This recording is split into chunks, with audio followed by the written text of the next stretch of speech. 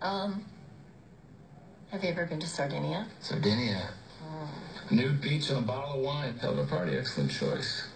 So, when I was young, my girlfriend and I stayed in this tiny village. And I think we paid this woman like $2 to crash at her house and drink all of her wine. And she was 97.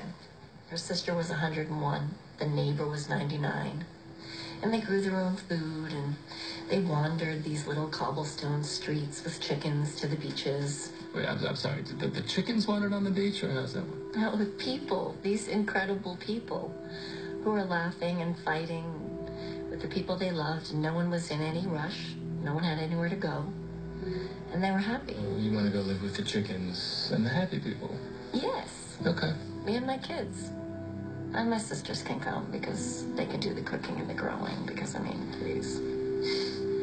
And everyone's already living till they're 100 years old, right? There's no cancer or Alzheimer's, so there's no lives for me to save, and no one will die on my